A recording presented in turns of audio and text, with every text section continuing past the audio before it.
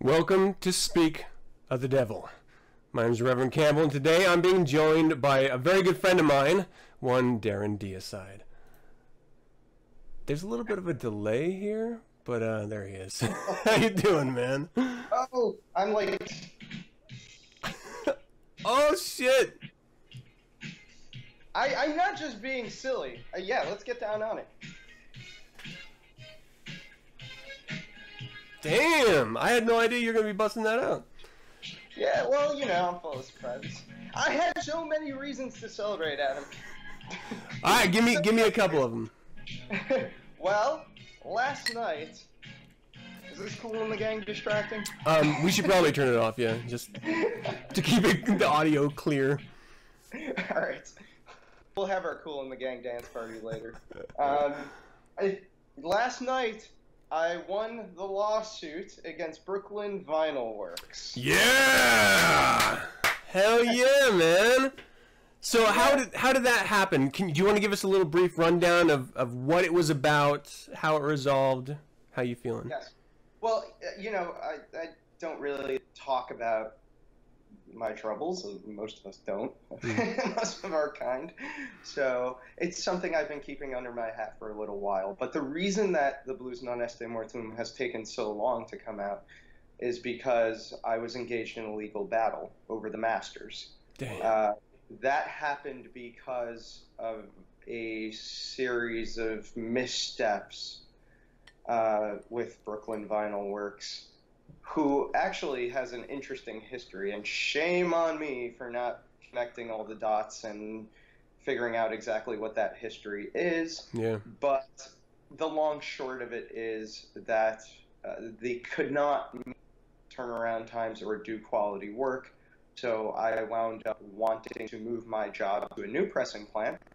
That pressing plant was Burlington Press Plant over in Burlington, Vermont, and they ultimately did come to the rescue. And it was great. They did. Yeah.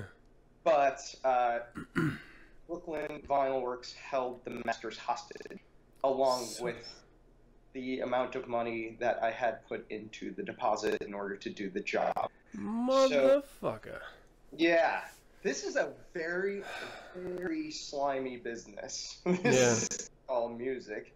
And I have, for the past 10 years, chewed, scraped, pushed, shoved, kicked, punched my way through everything to carve this path, and I continue to do so, and vindication is mine. Fuck yes. Well, on that note, let me reach out really quick to the people in the chat room. We only have a handful right now. Lorcan, my man, you are always tuning in. I really do appreciate it. Thank you so much. And Wolf and Al, good to see you, my dear. Any questions you have throughout this entire thing, let us know. Any of you watching that aren't in the chat, feel free. Be a part of this. If not, fuck off. It doesn't matter. We're still going to have a good time. Darren Deicide is here because we're going to be talking about his brand new album and a whole bunch of other shit. Adam, good to see you, buddy. We're going to be talking about his new album. Hold on, let me grab the...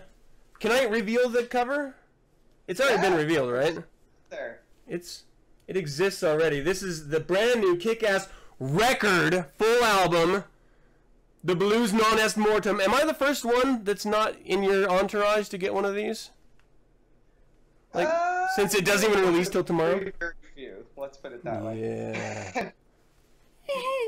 See, the thing is, you people don't know, Adam actually opens up the album. You may not know this. So, like, really, we shouldn't really call this Speak of the Devil pretty much a shameless self-promotion starring Reverend Adam That's Campbell. actually really true, too. I didn't even think about... You know what? I'm going to have to...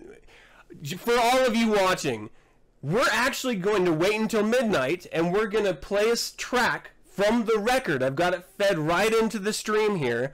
We're going to play a track right off of the record as a sort of introduction to the album here, so you guys can really dive into what makes Darren Deicide a fantastic artist and makes this album a really kick-ass one to own. I just got started. I mean, you were mocking my record player earlier as we were testing this stream. Cute little Crosley. Yeah, and I have this like super cheap, like brand, like spanking new record player I've had for 3 years now. But I'm just new into collecting records and stuff, and so it's really exciting to have another one of yours. And again, we're going to be listening to that as sorry, I'm bending over, putting it back. A little bit later. We have to wait until midnight, and so your time midnight is literally 20 minutes from now, or 22 minutes from now by my clock. So, 22 minutes, Adam. Today is the last day to pre-order. This is it. 22 minutes to pre-order, and that actually gives you a discount. So I don't want this to be like a NPR marathon or anything, which I actually was listening to this week. But this is gonna suck for all the people that couldn't tune in live and didn't know that they could get it cheaper. It's like 15. Dan, my man, good to see you. It's like $15, right? Right now. $15 right now. Yes, it's $10 off. It's going to be $25 once midnight strikes, I think. How much can I show? Can I show the booklet that comes with this? Am I allowed to tease that? Sure. And for those of you who don't have record players, it does come with digital download, but it comes with this really beautifully designed booklet here with tracks and imagery that is just stunning. You look really good in this, man. I'm Sorry. Hey, you walked in. Yeah, I know I look good. Who are you talking to, eh? Yeah, no, it's a beautiful piece of work, man. So, I mean, I want to talk about what it was like putting this album together. I want to talk about what it was like with the art direction that you took, everything. But first, let's start with, let's back up a little bit before we dive into the album proper, because we have a little bit of time before we can do that. Oh, yeah, duh. We didn't even mention where you can pre-order it. BerniceRecords.com. BerniceRecords.com. Yeah. You're ahead of the curve, Adam. You don't need to worry about stuff like pre-ordering. BerniceRecords.com. Actually, Jason Dean, who's the head of that, who is also a member. So I decided to roll with him. I didn't know that. Yeah, like I said, this is a really rough and tumble business. So yeah. After flirting with a few different ideas and a few different people, I really came to the conclusion that I need to work with a friend. Yeah. Someone who really I know on a personal level. And Jason's somebody that is a very great friend up in Maine, and he really threw himself behind the project. And yeah, Berenice Records is where you can pre-order it. There are links on. You can go to BereniceRecords.com and you'll hit the link. But I probably, to the extent of being annoying, have promoted it enough where you can find that link very my network. Yeah. I mean, COS newsfeed, or I mean, just search Berenice Records. Excuse me, man, I gotta be honest. I've missed you. It's been like 8 months since we've chatted. Should we just shut off camera and hold on. I just started driving to Utah. I want to wrap my arms around. No, I love you, man. We worked for years together on 9 Cents, and I think your segment, Agent Provocateur, was the second one. I believe it was the second one to join. I think Down to the Crossroads was the first, but it was daring. It was aggressive. It was funny as fuck, and it was different. It didn't, the segment itself, it didn't just hold to one format. 1 week you did a really in-depth editorial. The next week it was a comic riff on reality. I mean, it was really amazing, and I do miss being able to listen to that stuff, you know, that you produced so well. I mean, it's one of the, actually, you know, obviously our relationship, it's one of the reasons why I had you on this show, of course, to share your new album, but it's kind of an excuse also just to be able to connect with you. Oh, this is the shameless self-promotion, Jeff. Totally is, dude. But yeah, no, oh, I miss you too. I really, because like 9 cents, you know, 9 cents was a bitch and an awesome thing all at the same time. And I know you probably have similar feelings about it, because podcasting's difficult. Like any creative work, people like, you know, you take it for granted, and a lot of people are, this 12-inch is just going to land in their lap. I need the record. I don't have that. But I can't. This record's going to land in people's lap, and you know, you throw the vinyl, you throw the slab on the turntable, and it makes music, and it's like you have no idea how many different pieces had to be put into that puzzle to make it happen. Yeah. The same 9 cents, and the 9 cents experience was great. It was really great, and I miss it sometimes because that topic, the war, and also just sort of engaging my fun, sardonic, cynical side, is something that I mean, I just do. That's just who I am. But when it's put into the framework of a show, in a funny way, it sort of cracks the whip on it, and it's sort of the aspect of me that misses academia sometime in this weird, perverted way, because that environment really forces you to discipline yourself. Yeah. And I discipline myself with Agent Provocateur to make sure that every single time, to the best of my ability, given what I was doing, that was like a good knockout punch. You know, like every single time it was something that people they'd either laugh their balls off or just think a lot, you know? And that's really what I wanted it to be, was a challenge. I wanted it to be challenging, and it's a satanic show. It should be. That's right. And I mean, that was one of the things that was so great about it, is that, and you were mentioning just, you know, working with Bernice Records, for example, you wanted to work with people, you know, people that you could trust. That was the 9 cents experience for me. You know, I don't think, and I say this with the knowledge after the fact of talking to other people who maybe didn't really realize, I had a personal relationship. I developed a personal relationship with every single one of those contributors. And it's a weird thing to say, you know, we're breaking up. Like this project, we're breaking up. Because it almost does feel like you're breaking up with the person. Like I think I've texted with Aden twice. I miss him. I've texted maybe twice with Aaron, like very briefly. I just don't talk to people anymore. Like as soon as that show ended, man. And so let's, you know, round out why we're here. That's why I'm so happy, because we had communicated a little bit during that legal issue that I want to touch on briefly here in a second, with the record masters. But that's why I'm so excited that you finally are able to have it released, so that we can like get together and talk about it. This amazing music. It's weird because and Adam, thank you so much. He just ordered it, man. So that's which Cardone? Forsberg. Oh, okay. Yeah. Thank you, Adam. No, I don't know. Where the fuck is Cardone? Where are you? He's gonna like pop smoke in. We're never like gonna know. Surfing at midnight right now. Yeah, no, you're probably right. You never know. That guy is an animal. So I mean, again, this is gonna be a lot more loose, free form of the interview that this show is really wrapped around, because we know each other so well, because we've spoken on 9 cents a number of times. It's going to be more of a rap session, just us sort of enjoying each other's company and the audience's company.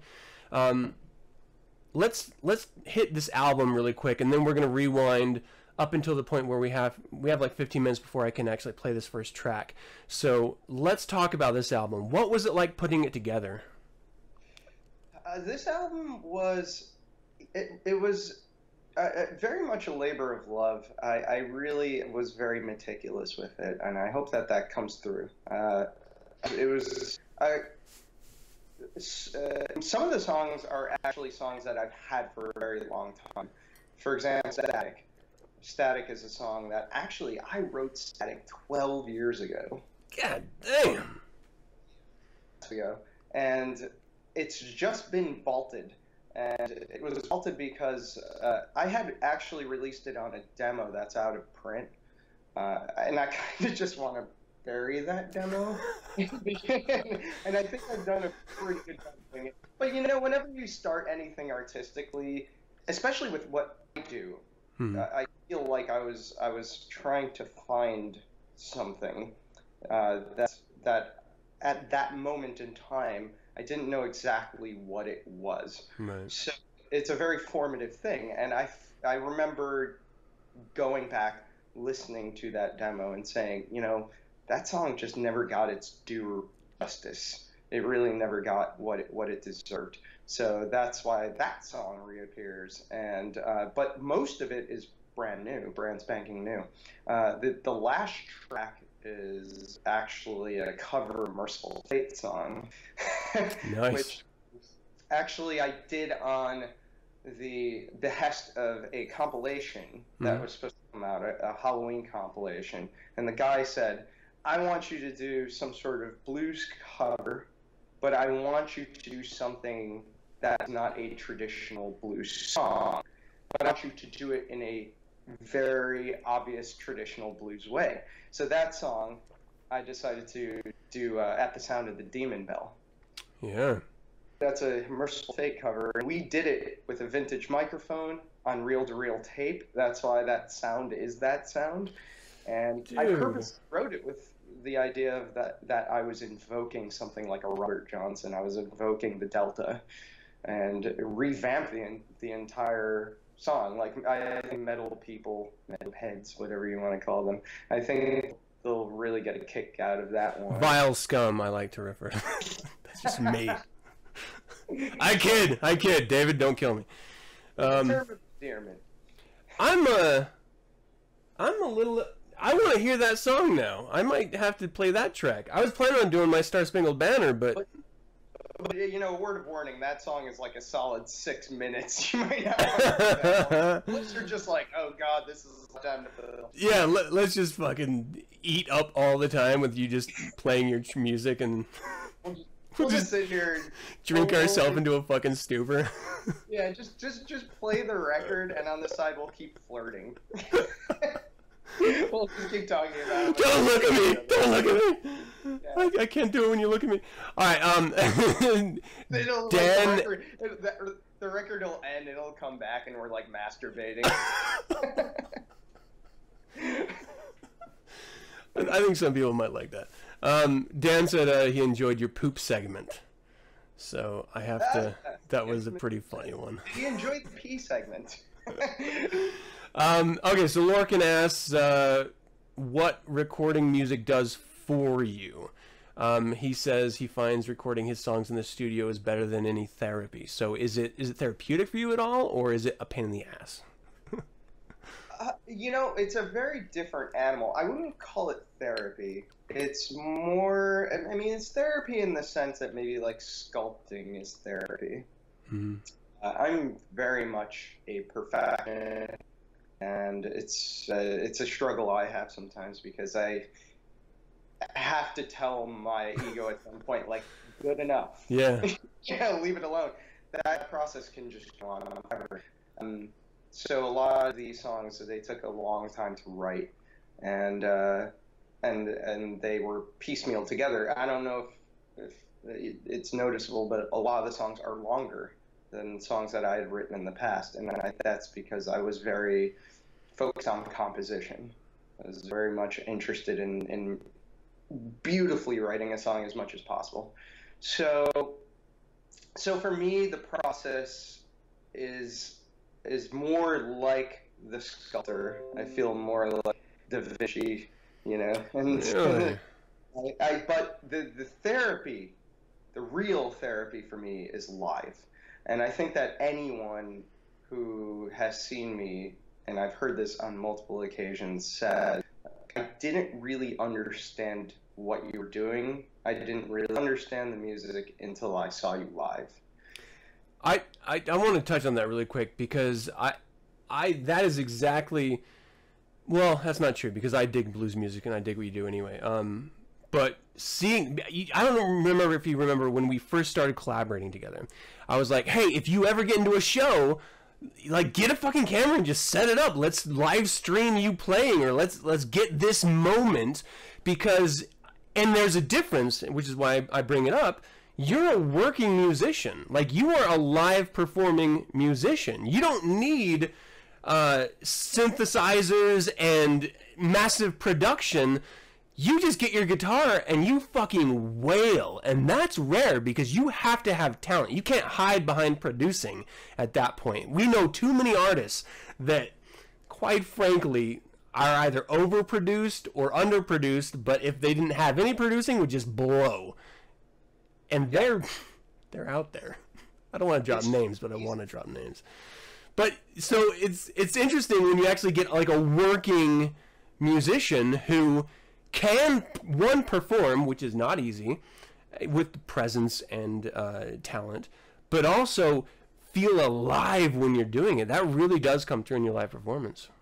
Yeah. Well, you know, it's really just too easy now, and it's expected. I've been in studios before where I hit a bad note somewhere, and the producer, I go back, I listen to it with the producer, we go over it, and I'm like, nah, no good. Like, that was just, you know, misstep right there. Right. We got to do that one over. And he would actually, this happened a couple times, he would say, like, I got this program, and the program can just kind of tweak that note a little bit.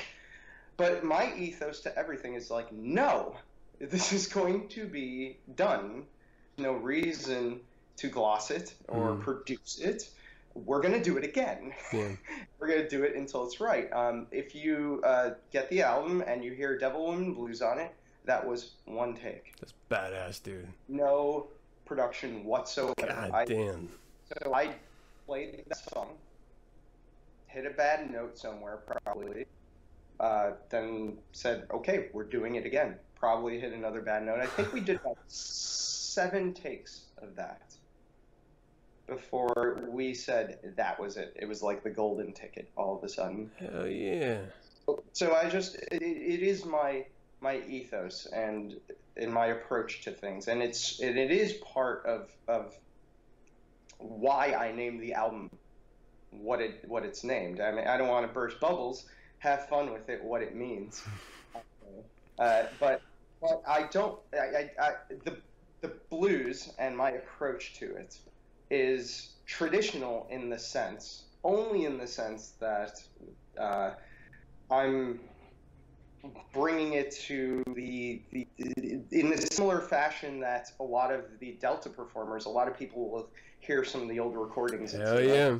Really, I don't really get it, but you hear stories about Charlie Patton by the scholars and the people who study this stuff. Charlie Patton used to jump on tables. He used to throw his guitar behind his head and do solos before Jimi Hendrix was, you know, the blink, glimmer in his mother's eye. Like, these guys, they didn't play in a demure way. They jumped on their chairs. They kicked over tables. They made the party happen.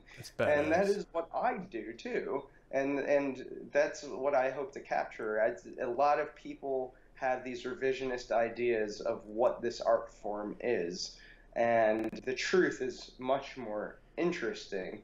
I think that the revisionist ideas treat the art form like it's dead, and I treat it like it's alive. It's true. That's interesting.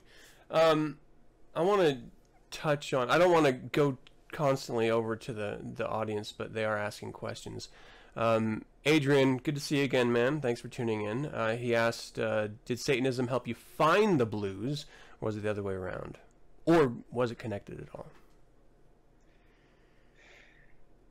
I don't know. That's a really good question. I think that there was a symbiosis there. I can't really credit one to the other. Satanism was part of a general path that I've had, and that path was interested in the diabolical, the noir, the gutter. Let's be honest. Sure. The gutter. He just went right into the gutter. Sure. I've been swimming in the gutter for a while now. It's great, and I don't want to leave.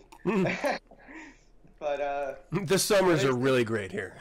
What's that? The summers are great in the gutter. They sure are. In the winter too. All seasons it's for the gutter. But yeah, I think that all of this stuff, Satanism is one distillation of philosophy and aesthetics that you can find, but you can find it cross-culturally, so you can see it also in the blues, and you can see it in a lot of other things. I mean, I'm interested in it in, I think, Americana, and that has a relationship to a lot of it. It has a relationship to the Western world. It has a relationship to the African world. Yeah, it goes very deep. It's gutter whores unite. It is interesting. What was the first who was the first artist that you really connected with blues to? Do you remember? Like, was there an artist, or was it just the form? I can't necessarily credit one particular artist, but I think that if there is one that really sucked me in the gut and made me go deeper into the blues, it would probably be Robert Johnson. Nice. But he's only one, really. I mean, and then sometimes it's true that his life and his contribution is sometimes exaggerated or exploited. So I don't know many people who aren't, to be quite honest. Right. His is the stuff of legends, though. I mean, it's ludicrous what's happened with him. Are you suggesting that there wasn't a devil that made a deal with him? He said that. He said it himself. He made the pact. Yeah, I mean, oh, I'm sorry. Go ahead.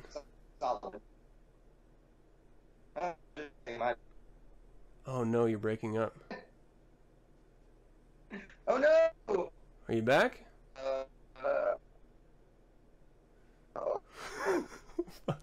While we're waiting for the thing to spool, I'm gonna tell my connection. We're actually almost at our time here. Anyway, to play the song, but my first blues connection was Muddy Waters, man. For me, Muddy Waters, it was like reading Anton LaVey for the first time for me. Satanism to Blues is that his Plantation Recordings collection. You know, I'm from white Utah whiteness. I had no idea about, really even about gospel itself, but the way that blues wrapped some of those ideas of sorrow and loss and even religion and women and sex. It was like eye-opening for me. I had no idea what the hell was going on. So that was, I liken one's journey through Satanism to one's journey through the blues, because you're often turned on by one shining star, and it starts as a fandom. Like, I really like this person, the way they present themselves, the way they speak, the way they perform, whatever it is. But then you walk through that door and you start to realize there's so much not only related to them, but you're back, but separate from them. And it opens up this whole wide world. And so, you know, you meet these asshats that read the Satanic Bible and they immediately connect it with some like infantile, only, you know, angered teenagers, you know, look into this. You have no fucking idea, man. This is a world of Satanism and satanic connections. And this is a world that you will never be able to consume entirely of the blues, that will move you with passion and with sex and excitement and life. It's really great. You're the Blues Brothers. That's awesome. Can you hear me? Yes. By the way. Yes. Yes. Okay. So there's an interesting similarity there when you talk about gospel, because gospel in America has this really interesting relationship to African paganism, and there was a crisis within the church about gospel, in the sense that a lot of it had a lot of. Oh fuck! You're breaking up. Pollinating.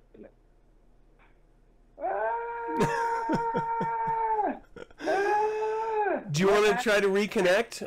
We're at midnight, like 1 minute past midnight. Do you want me to play a song and we'll try to reconnect with the visuals and stuff? Yeah, go for a song. Yeah, go for a song. All right, let's do that. I don't know if you can hear. Well, I'm hoping that this is going to end up working.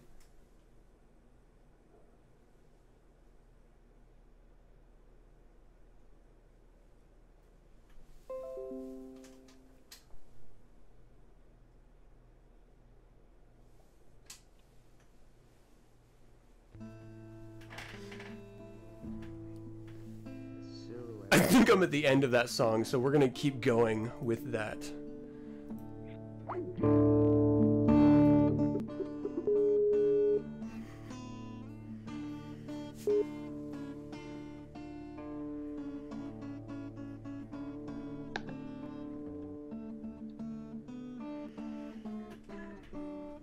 Alright, so that was the end of Devil Woman Blues because my record skills are sucking. I couldn't match it up perfectly. So we're gonna, and I love that song, man. And you can go ahead and speak as we're listening to this. Again, for everyone, this is the Blues Non Est Mortuum. This is Darren Deicide's brand new album. It is actually released live 3 minutes ago. The track that we're listening to right now is... You know what? Fuck you. Alright, Adam? It's good, damn it. It's available right now. This track is the My Star Spangled Banner. Can you tell us a little bit about this while we're listening to it? Can you hear me, Adam? Yes. Do you not hear me?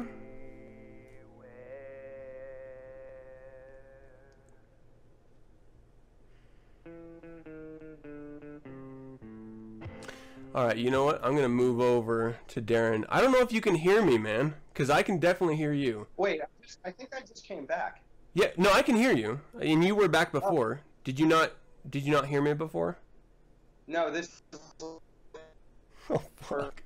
It's breaking up again. You could have been saying something. Alright, so let's... while I'm going to go back to the music here, and let's see if you can just talk to us about this song. Oops, wrong one. What was it like putting this song together? What inspired you to make this song? Do you hear me? Well, I can't hear anything. Which song is playing? Do you hear me though? Do you hear me at all though? I hear you. I don't know why my audio doesn't work when I switch over there. It's probably because the sound is being blocked. Huh. That's a pain in the ass. To be fair, it's Lorcan saying the volume is really low. This might actually not work. We might want to just let me play the song and then I'll come back afterward and we'll chat about it. Do you want to do that? Fine. It's the My Star Spangled Banner. Alright, Gotcha. So for everyone out there, I'm sorry, this is the first time I've actually connected any music source to this broadcast, and so there might be a little bit of bugs. If you'll just bear with me, I would do appreciate that.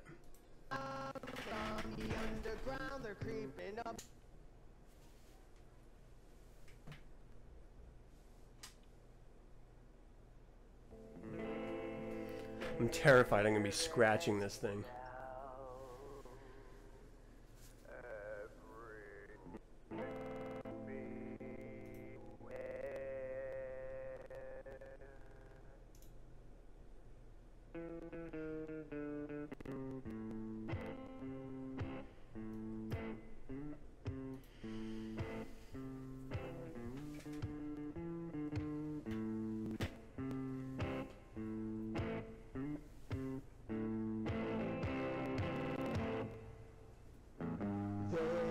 Something that made me like this.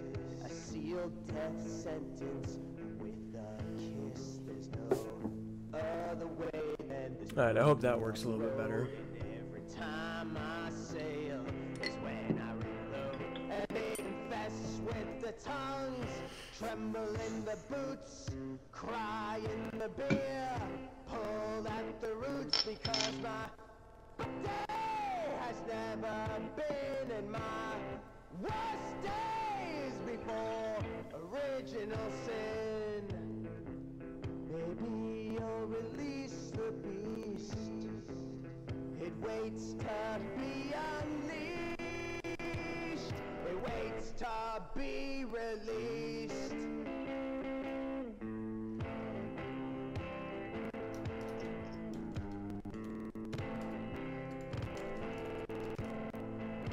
Beneath this sheets where I live, and only the blind can see. I curl myself up, counting all I forgive. Nobody sees my army, and now our minions are around, coming from the underground. They're creeping up the subway stairs. They're scattering all around. There's a bad seed planted in the soil, and it's bleeding in the ground and starting to boil. They always release the beast. It waits to be unleashed. It waits to be released. There's a sign above when the rocket's red glare. Is there any doubt? Everyone beware. There's thief in the house.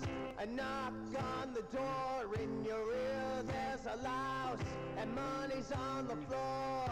There's a sign above when the rocket's red glare.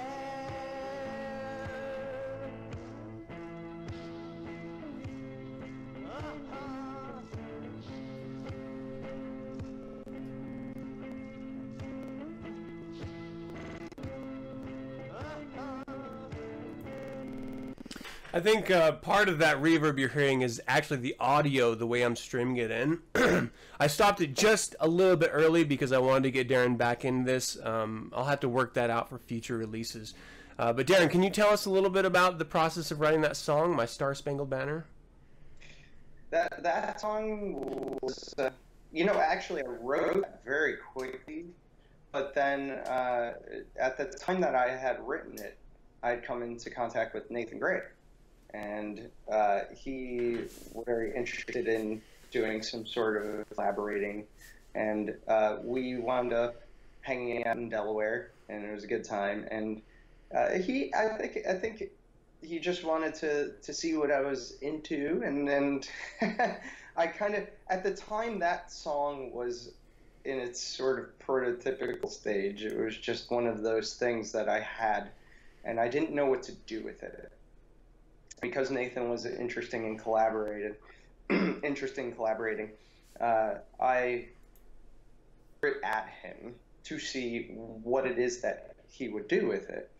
And Nathan gave me some really excellent feedback. He sort of stripped away some of the fat and useless things and shined a new light on it. And when he did that, it really did sort of come into its own as a song. The song is, again, I had it in my pocket for a long time. And maybe it was actually inspired by Agent Provocateur in a funny way. Because I wanted to write a song. They're still within me. And I think that I guess I view the zeitgeist that moves what we call the blues, what we call rock and roll, what we call Americana. I view it as sort of a continuum. It doesn't really stop. And I kind of wanted a song that embodied a punk spirit about rebellion and independence.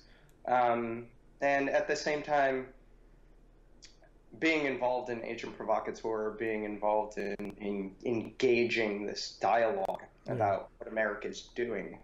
I think, inspired this idea of I wanted to make my own Declaration of Independence. I wanted to write a song that perhaps other people could sing along to, but it wasn't really a song that inspired jingoism. It wasn't a song that inspired nationalism.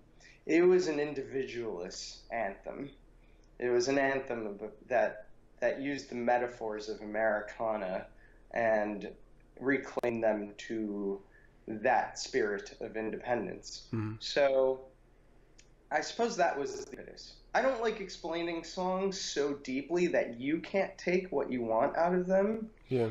I want, that's the beauty of music. You know, if people listen to it, and sometimes I've seen this a million times. I mean, the cocaine song, it happens a gazillion times.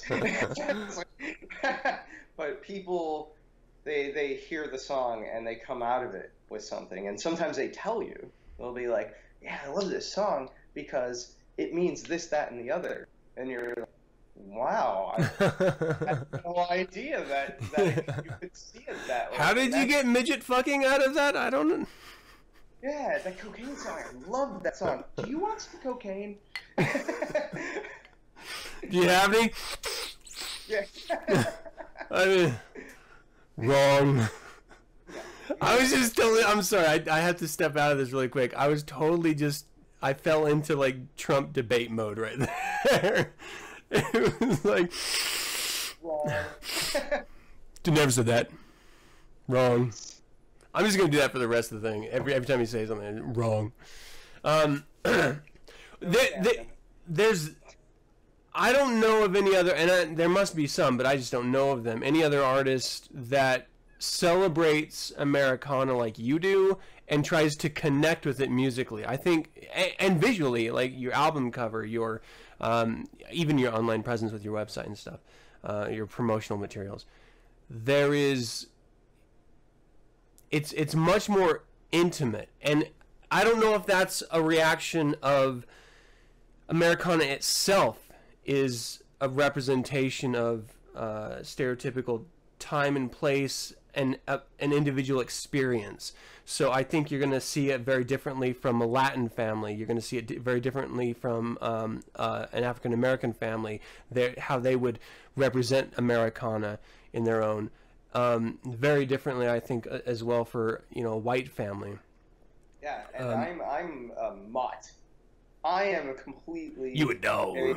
I have this vantage point, I believe. I feel like I've always had this in my life because I'm so mudded. I'm so mongrelized by the American experience. I don't really. He's talking about sex, people. Sex. Yes. I don't know why I looked into the microphone as if that's where the mic was, but I'm new to this whole thing. Interracial sex, specifically. Look it up. But yeah, I've never had any stock in any particular racial group. Yeah. And I find, if anything, the American experience so interesting because of the fact that it is this, I don't like to use the word melting pot because it's so goddamn cliched, but it's more. It's like a restaurant, right? So. What's that? And it's a restaurant, right? So. Yeah. Fuck them. The fondue joint. Yeah, I don't know. I'm just making shit up. I don't fucking know. But it's one of the things that it's provided me is this interesting vantage point, and so maybe that's what comes out in my music, because really when it comes down to it, if you're an artist and you're doing it honestly, then you're just reflecting what it is that you have within you that is expressionistic, that you just naturally let it come out. And for me, I don't have a racial group or identity that I can cling to. I can't, take a side, Right. when Black Lives Matter are yelling about something and Trump is yelling about the other side of the fence. I have no dog in that race, there's nothing in that for me. If anything, I look at it and I laugh. I laugh because, while these people are sitting here and arguing about the divisions that they see over race, like, I mean, the state is kind of just running to the bank and having a good time. Yeah. And that's hilarious to me. It's how authority works, is that it tends to divide people amongst themselves so that it can continue operating without being questioned. And so it's like simple sleight of hand. Any magician will tell you. Yeah. Divert attention. So I've never had like that thing within me, that mindless tribalism that comes from race. Mm-hmm. And I want my music to do that too. I want it to. My only identity in life is really American, because I was born in Chicago. Yeah. And my family is so mixed up that we are a byproduct of America. We are this thing that is like birthed from the loins of this experiment we call America. And perhaps it's the Chicago that took me to the blues, but I want my music to be something that is distinctly American, yeah. But at the same time, people hear it, they see it, and they say to themselves, like, I can't really put a category on that too well. Yeah. And my Star Spangled Banner, if you listen to it musically, I think it borrows from a lot of different things. And that was, maybe that was it too. Maybe that was the inspiration. Like when I wrote it, I was like, I can't even like call this blues. What is this? You know? Can I even put it on the album?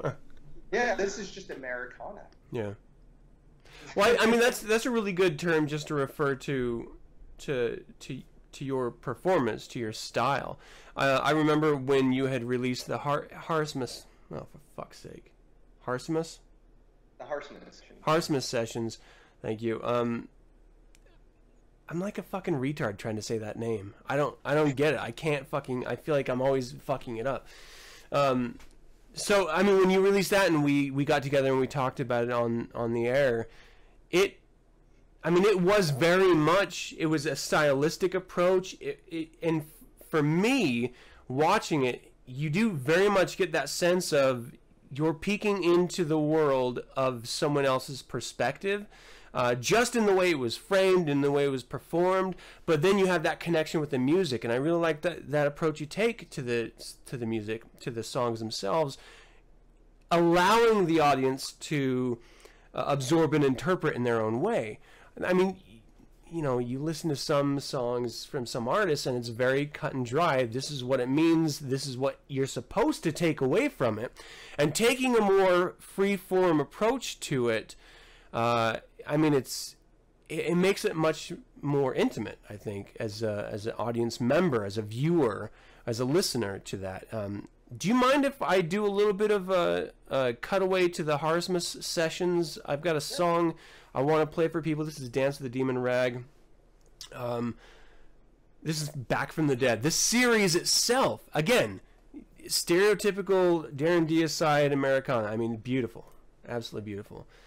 Can you hear me as this is going? Because I'd like to talk about it if you can. Yeah, right now I can, for sure. Okay, great. So, you're not going to be able to hear the track just the way this is set up, but you're going to be able to watch it as we're talking. Can you tell us about what it was like putting this series together? What are some of the hurdles you faced? Well, for one thing, the setup for was very weather before tested was hard. It was just pouring and cold. And in order to do it, we needed a power source. This is a 6-acre cemetery that we were doing this at. And there was no outlet anywhere. And the spaces that we wanted to record were anything. So we had this gigantic power generator around. And I swear, like 200 feet of extension cord Damn. You can't tell from these video recordings, but somewhere is a generator just going. Just everything is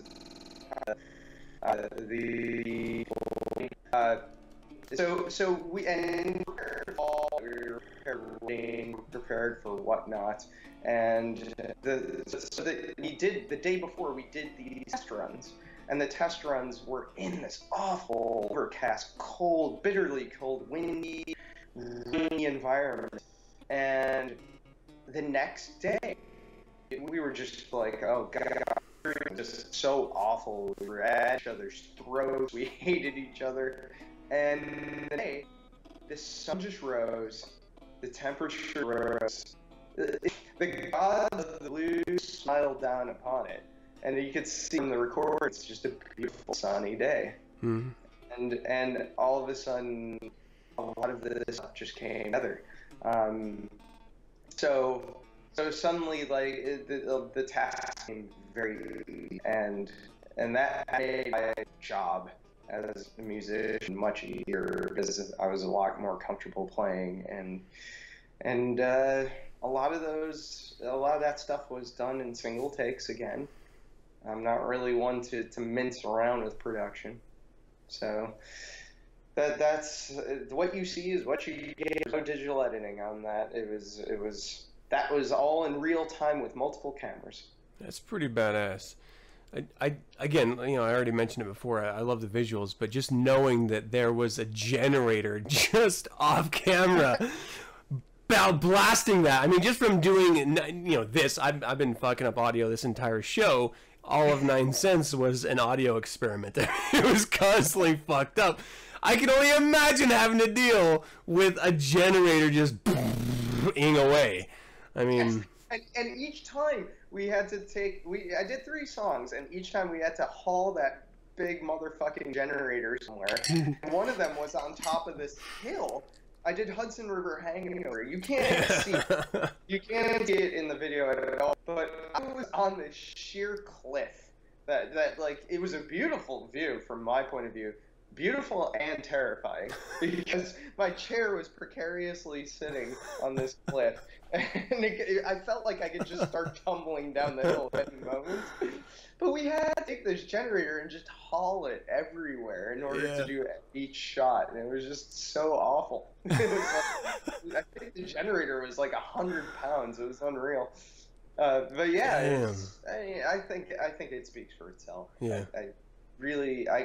At the end of the day, for all the toil and torment that went behind the Harsmith sessions, it really communicated what I wanted it to communicate. It's also, I mean, it's like a travel back in time for me, too. Like, I really do connect with an earlier age of music. You know, we were talking earlier about your style, and it's not so produced as you see nowadays with, you know, I mean, just every band, really. But even though there was a lot of audio mixing and color mixing that had to go on behind the scenes in post-production, it really, you know, you mentioned it's a single take that you finally accepted for the song. You get a sense of that, and that is so rare. That's so rare in performances nowadays. Everything is just like, take the snippet from the first track, from the first take your chorus from the third, and you just piece it together in post. You don't really get the sense of a performance. And I don't mind, and maybe it's because I fuck up so much, I don't mind a misstep or a missed chord or an off note if it means you're getting an authentic experience. I mean, of course, once in a while it's okay. You know, you want a solid set, a solid performance, but the feeling of it being alive and having the occasional misstep, I mean, that, to me, that's what's special about a live performance. And though I didn't really notice any musical missteps in those, you do get a sense that you're just like out in the middle of nowhere in this cemetery at a bygone era. You know, you pick your decade, and it's this somber, serene space that you're in. I couldn't think of another S word to toss in there. I don't know. I really dug it, and so it's so exciting when you have a brand new album coming out. Again, shameless self-promotion. Sorry, there's no more pre-orders, bitches. You were too fucking late.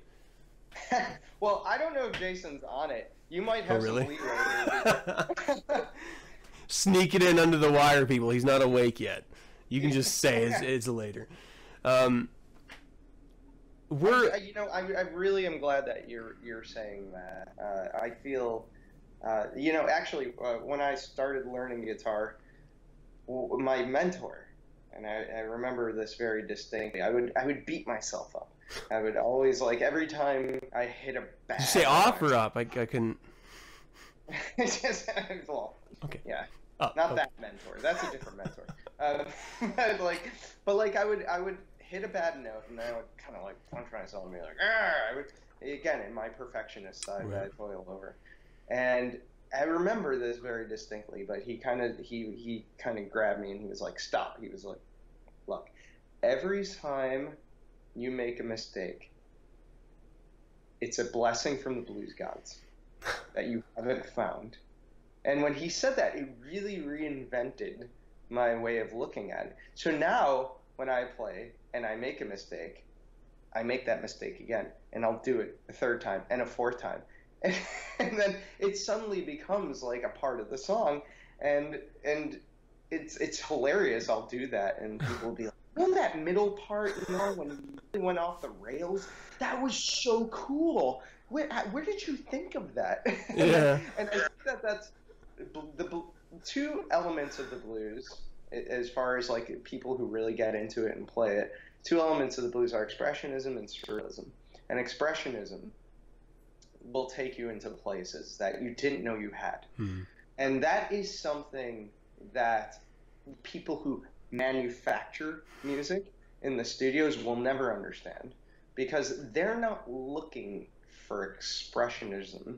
They're looking to produce a commodity. Yeah. And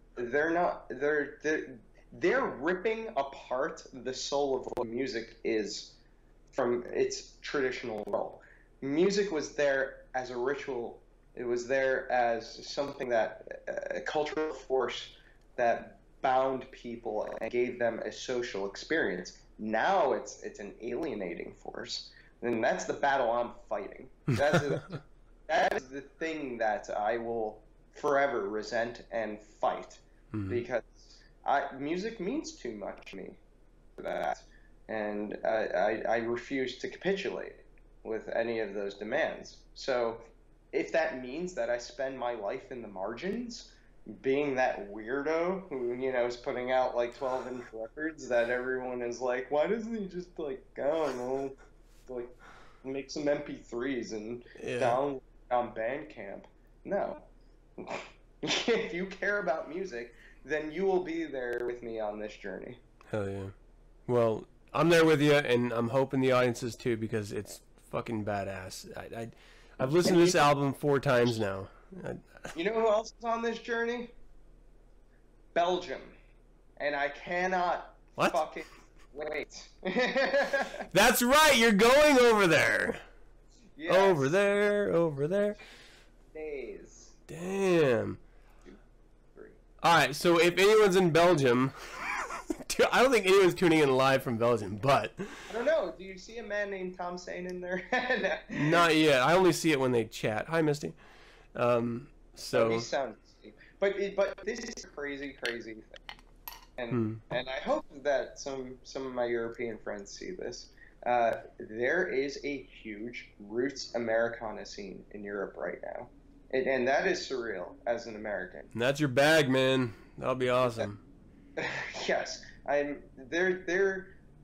don't know how this happened, but I think this is an exchange that's been going on for a very long time. Yeah. You see it in like the 60s and 70s. You see it in the 50s. You see it all over, actually. Yeah. This is one of those strange relationships America has had to the Western world, but like, we give them muddy waters, and then England's like, oh, here are these moppy-haired kids called the Rolling Stones. Here's the Rolling Stones, here's the Beatles. Yeah. And then the Rolling Stones like bat something back to America, and you know, then America's like, oh, okay, well, you know, fuck you. Here's the MC5, and then the MC5 get it back to Europe, and Britain's like, oh yeah, really? Here's Led Zeppelin. Take that with the blues, you know. And I think that there's a root scene emerging right now. It's a really interesting thing that's going on, where that exchange is starting to happen again. And I'm really excited about it because, like, this tour through Belgium, Netherlands, and Switzerland, this European record release, is something that I did not see coming.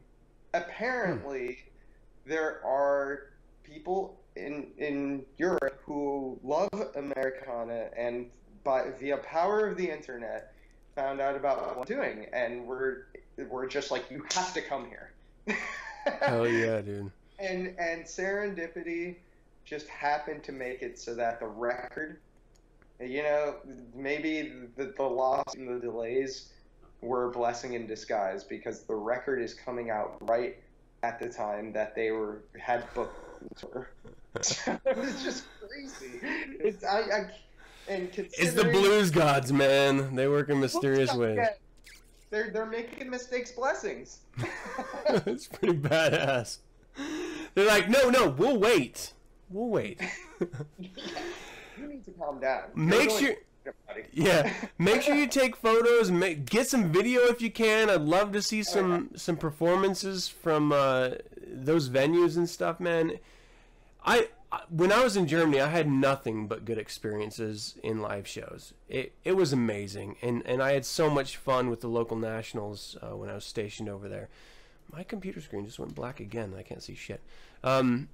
So I hope you have a lot of fun. Is this going to be your first time overseas?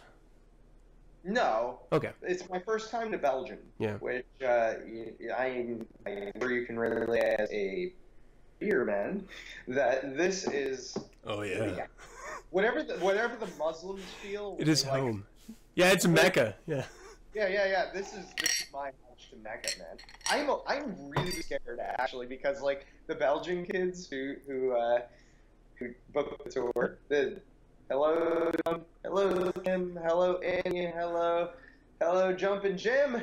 They came out here for Hokum, my showcase. Hell yeah. And Jumpin' Jim played it, and man, they drunk me under the table. Oh, shit. Every single night. I might not come back. Oh, dude. I'm not sure what's gonna happen here. Just, you know what?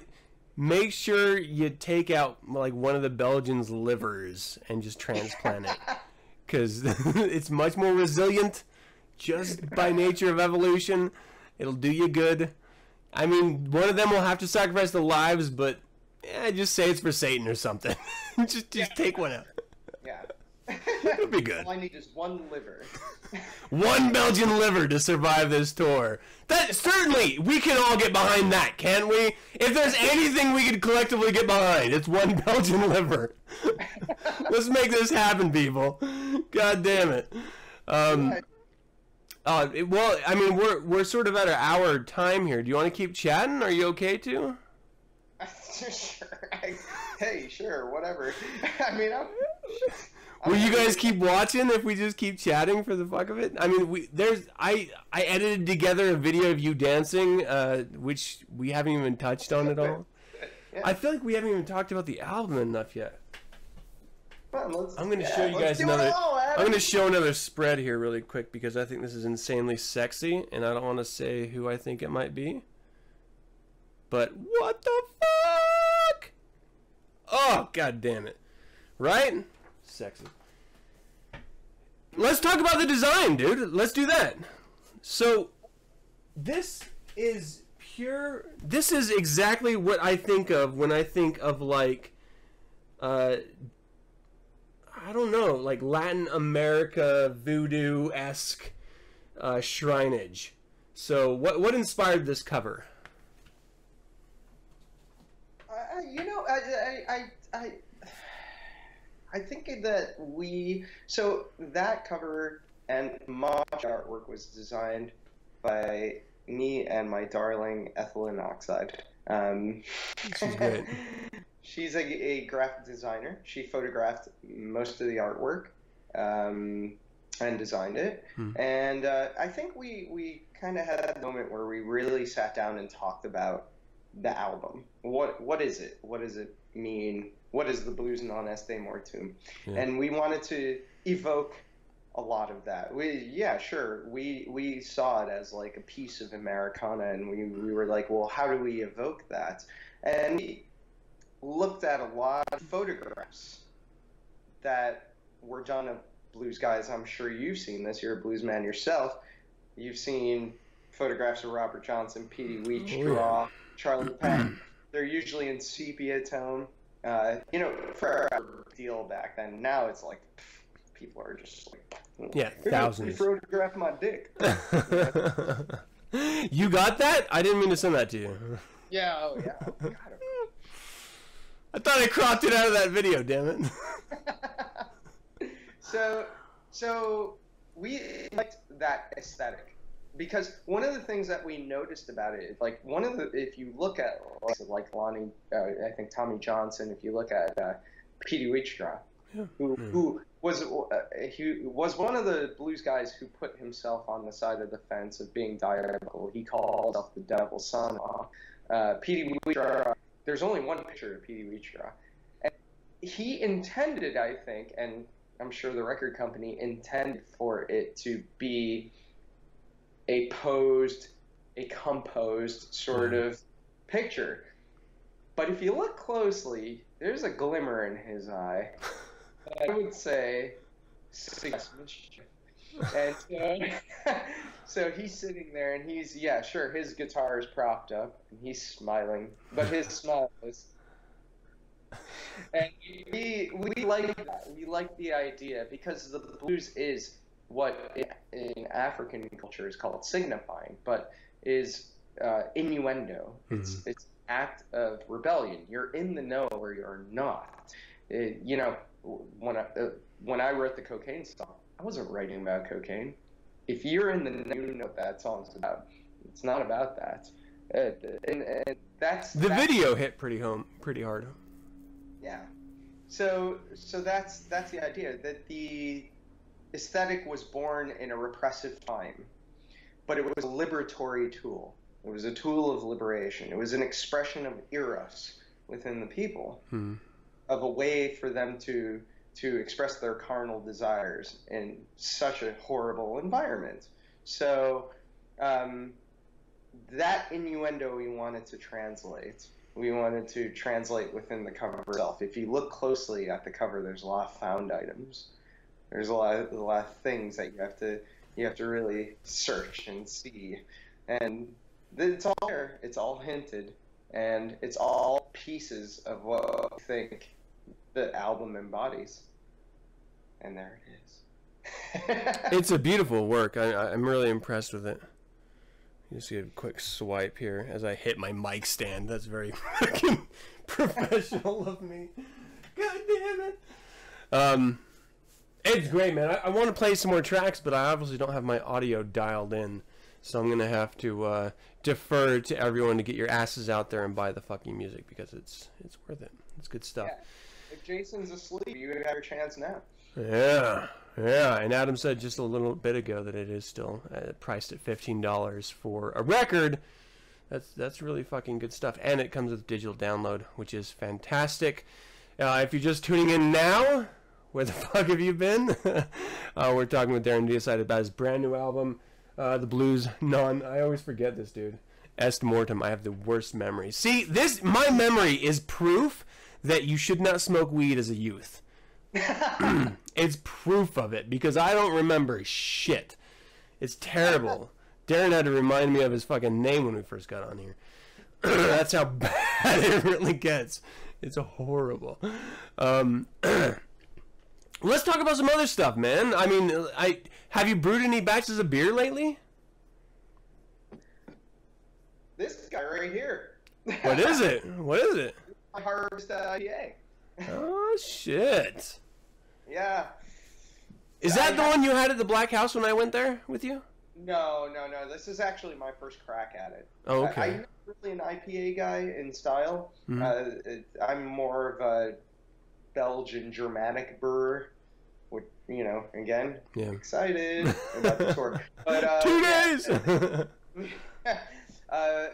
But I know America is really into IPAs and they're all hop-headed out. I wanted to give it a shot. I'm building my palate towards it. I've actually started to get into some IPAs. I was just drinking before my homebrew. Yeah. Let's see how well you know your beer brewing there, Mr. Campbell.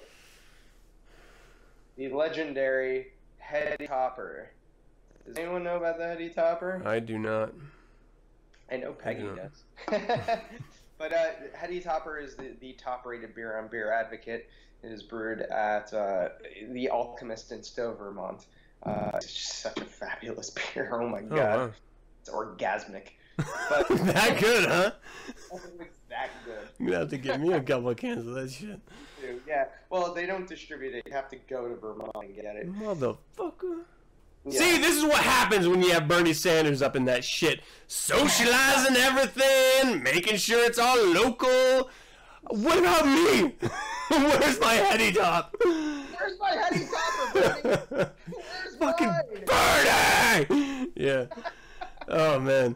No, I just bottled last week my pumpkin ale, which I'm super stoked for this year because it's all my own hops as well as my own pumpkin. And I'm doing another batch of it because I just have so much fucking extra pumpkin. Why not? On Sunday. So right before the next Third Side show, people, tune in if you can. It's gonna be pretty awesome. I'm really excited. My Sterling hops came up out of their first year like furious, and they smelled amazing. And my Cascades are just doing fucking amazing. I'm so excited for this batch. Couple of weeks. I mean, I'm going to be okay, so just let me pull back the curtain really quick for people. I don't have a set schedule for the Speak of the Devil series, but I do have it every single week deep into November, just so you know. So if you want to, keep checking in, I'm going to be maybe 3 weeks I'll try the pumpkin, and I'll probably try it on my Satanist on Satanic Cinema when I have my buddies over to watch a movie and wax about Satanism. Try it with me and they'll give you their honest opinions of it. But I'm really excited. I might have to ship you out a bottle or two to see what you think, because I really appreciated your first review, I don't know, evaluation of my pumpkin ale the first time I sent you. Wait, was it pumpkin that I sent you? Yeah, I think it was. I think so. I think it was. You brew any porters or stouts, man? Misty's asking. I brewed. I took my hand at a stout, and it was really weird because yeah, you were doing the sour stout, right? Hmm? You were doing the sour stout. Yeah, well, that wasn't really on purpose. But I did a stout once. It was awesome. I did a stout the second time, not so awesome. That was the one you got. Yeah. I did a third stout. It was awesome again. So there's some inconsistency in what I'm doing. It's the amount of time that you steep your ball sack, I think. That has everything to do with it. Yeah. You gotta dip your balls in it, yeah. Yeah. Wait, you don't... Is that just me? You don't brew like that? Yeah, well, it's like a jacuzzi for your testicles. It's great. No, Misty, I actually... I still have some of my chocolate Irish stout that I brewed, which is pretty goddamn delicious because it's a nice, it's not like a heavy thick stout. It's sort of like a, well, to be quite honest, it's a little waterier than I prefer a stout to be. A little wetter is probably the fucking word. This is what happens when you have too much of that. It's a little bit wetter of a stout than I'm used to, but it's drinkable. Like, it's something that you could drink on a hot summer day when normally a stout is sort of like a meal. And so it's a nice break from your traditional stout, but it still has the flavor profile. But on the back end of it, it's got those chocolate nibs that I tossed in the secondary. So it's got this really nice cocoa bitter back end. It's amazing. I mean, it's yeah, what's the ABV on it? I think it was like 5.6 or something like that. I mean... Okay. To be quite honest, I don't drink my beer a ton. I usually let my friends drink it. And so it's been like since February that I brewed it. So it's been a number of months. So I don't really remember off the top of my head. I want to take my hand at Russian Imperial because I really love that style. And I know Really? that's one of those intense beer styles where you gotta either you drink it in a session or you drink it with a meal of some sort, some steak and potatoes kind of meal. Yeah. But like those motherfuckers hit like 10-12% ABV. Damn. Yeah, those are that style of beer that'll blow up your bottles in the fridge. That may be a little too intense for me. I prefer to be able to drink a number of them and still function. Like, I can't handle sitting down and having a beer and being on my ass. Like, I don't dig that at all. The old Rasputin? What? The beer, the old Rasputin? Mm-mm. I forgot which brewery does that. I'll throw it out there to the audience too. If you want a solid Russian Imperial Stout, the old Rasputin. I forgot which brewery does it, but that is a great Russian Imperial. You drink it, you can be poisoned and shot a couple times, and you'll still get up and run away. Right. Just like Rasputin. That's what it feels like. You'll have to find a hemophiliac prince, too, to manipulate, but that's on you. That's all on you. I gotta know where Misty lives now. She's talking about the Northwest and in chat. She's talking about an island. Gosh, man. She's in Canada. Oh, is that it? Yeah, and Canadian. Actually, Kat's not really out of the bag. But next summer, I'm hoping for a Canadian tour. Why can't you come to Utah? I don't understand. We're not Belgian, but I can show you some Mormon places. I can show you the cave where they hide their secret toys. Like, seriously. Like, there's if you ever want to come to Utah, Vancouver Island. Well, actually, it's not as exciting as Belgium, but actually, I was thinking about that. I was thinking about doing a U.S.-Canadian tour, and I don't really tour the West Coast that much. I don't know what it is, but sometimes when I tour the West Coast, I think they kind of look at me like a dog who's been shown a card trick. They're just kind of like, what is this? It's not glam. Yeah, I think I'm harshing their mellow, dude. So I tend to skip the West Coast. Yeah. And I think that's that negative polarity that keeps me away from Utah. But you know what? Yes, I want to go to Utah. I do, because I know about you guys. I was trying to get you out for the man camp, man. It would have been awesome. I know. It didn't happen. We're going to have to make that happen. Are we on a show anymore, or are we... We are live. We are in a show. I'm sorry. We've gone too personal at this point. All right, so... Like, we're talking about man camps? I'm sure the audience is just like, all right, get a room. What the fuck are you guys doing? Yeah, okay, so... The Blues Non Est Mortuum. The album is out now. You can buy it. If you get it in the next maybe 3 hours, you might still be able to sneak by with the pre-order price, but otherwise you're going to have to pay the full price. But you get a beautifully designed record album. It comes with a little booklet with lyrics and beautiful imagery. And for you digital lovers, obviously everything has to nowadays, it has a digital download code so you can get the entire album and bring it home on your phone, whether Android or iPhone or whatever the fuck, and take it everywhere with you and enjoy Americana blues at its best by none other than Darren Deicide. Thank you so much for joining me, man. It's been a lot of fun. Absolutely, it's been a great time. Always. We don't know any other way, really. Yeah. It is still $15 for those of you who can get in on it right now. Yeah, man, it's been a lot of fun. We're gonna have to do it again. You're gonna have to keep pumping out albums so I can keep dragging you back on here and just chatting about beer for 20 minutes while everyone's like, I thought this was about an album. I thought this was about music.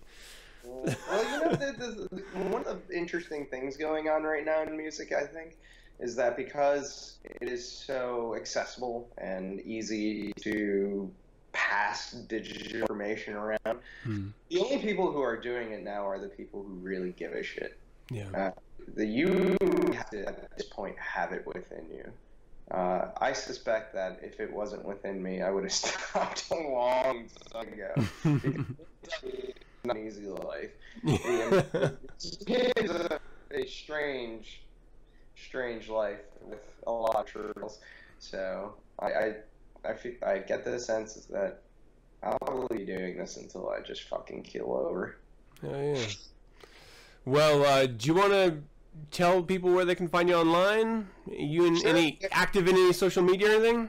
Yeah, DarrenDeicide.com. From there, you'll find everything else. I mean, I'm not hiding. You can find me. All that stuff exists. And for all you people who are so ardently digital that you're into life, ooh, sorry. The will eventually wind up on Spotify. I'm still working out the details on how that's going to work. It will be there. Hell yeah. And it'll be everywhere good music is sold. Yes. And bad music, actually. No one ever says that. It's everywhere bad music is sold. I was going to say, and camp, where bad music is given away. Yeah. All right, everyone. Let's close this bad boy out. Let me thank all of you for tuning in live and asking your questions. It really does mean a lot, and it makes this an entirely different type of an experience. I want to thank Darren Deicide for joining me again. Check out his album. Go to bernicerecords.com to pick up your own copy, and if you get it like within the night, it is like the dark moon or black moon tonight, you might actually get it for the pre-order price. So come on, hop to it, people. Again, share this show if you like it. Tune in live if you like it. The only way you're going to know when it's going to be airing is if you sign up to the Third Side Network email list. You can go to thirdsidenetwork.com to find that, or just check out all of the Speak of the Devil Reverend Campbell interviews episodes at RCI for Reverend Campbell interviews, rci.thirdsidenetwork.com. I appreciate all of your interaction. I'm not actually in social media at all, so if you want to connect with me, it's going to have to be through email, adam@thirdsidenetwork.com, or catch us live and I'll chat with you there, and I'll call you out if I do see you a number of times. I love seeing familiar names, and I love those questions. Keep it coming, people. If you want to check out past interviews, again, rci.thirdsidenetwork.com, and let's keep this thing going, man. I'm back. Let's have some fun. And until next time,